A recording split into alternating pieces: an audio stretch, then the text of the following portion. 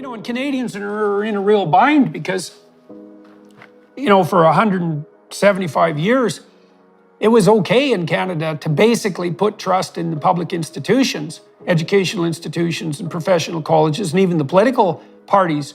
You knew what they stood for, and generally they played the game straight. And that's flipped completely upside down in the last 7 years. And that's a terrible, bitter pill for Canadians to swallow. And most of them don't even know it's happened because their primary sources of news, like CBC, is completely corrupted by its $1.4 billion a year payoff from the federal government. CTV isn't much better.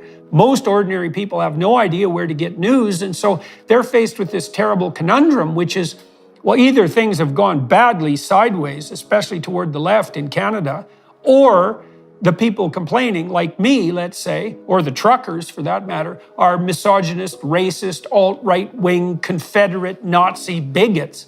And it's a hell of a lot easier to buy the latter than the former, and no wonder. But the unfortunate truth is, well, people can decide that for themselves. We'll walk through this again. I retweeted Pierre Poilievre. He's the leader of the opposition in Canada. And because of that, I'm being investigated by my regulatory body. My public reputation is at stake, and I may no longer be able to practice or describe myself as a clinical psychologist. And that's how it is. And it isn't just Poilievre. It's also the fact that I criticized Trudeau.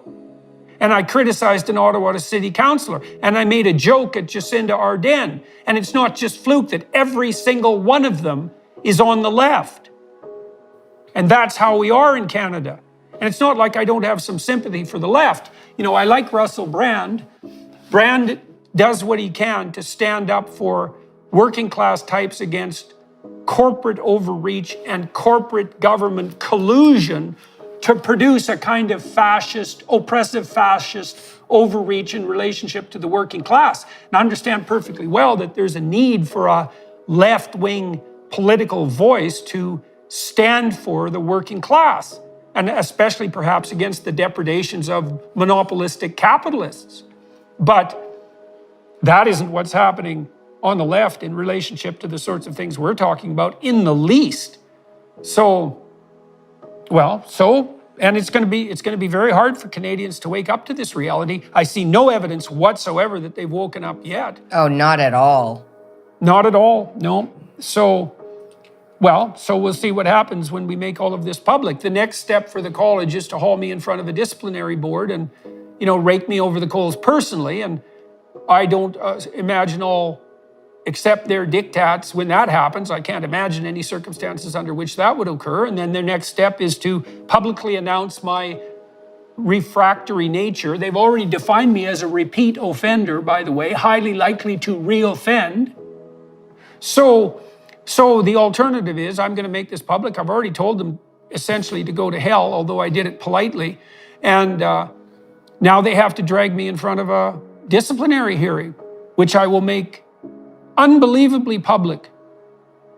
And then because I won't move in that regard, as far as I can tell, I don't see that they have a leg to stand on. Not only am I being accused in the vast majority of the accusations of having unacceptable political beliefs, but half the people who complained claimed they were clients of mine. So procedurally, this is also a nightmare for them, as far as I can tell, because at minimum, they should have inquired in relationship to these claims that the complainants were clients of mine. They should have noted to them that they weren't, and they should have required them to initiate the complaint process without falsehood. And they didn't do any of that repeatedly. And, that's particularly germane because if the complaint is levied by someone who was a client, the college is obligated and also tends to take those complaints much more seriously and to facilitate their movement forward. So I think they've demonstrated such a brutal level of incompetence and corruption that I can't see that they have any way forward except to continue to pursue me or to resign en masse. And they're not going to do the latter. One of the things that made me able to do this from the beginning, when the university came after me, was that I had 3 independent streams of income, right? As a professor, I had a clinical practice and I had a pretty successful business. And so I could lose 2 of those, any 2 of those, without, being destitute and putting my family at risk. And I'm still in that position now, which is also partly why I'm willing to do this publicly, because I don't want this precisely to be about me, because that's just annoying. I want to shed light on the fact that this is on my belief that this is a universal problem of public concern in Canada and elsewhere. And I can do that because the worst thing the college can do to me is, the worst thing they can do is suspend my license and make a public statement that because of my refusal to comply with their dictates, I'm no longer acceptable as a licensed clinical psychologist. And I don't want them to do that because I believe that I earned my license and am also a good advocate on the clinical front.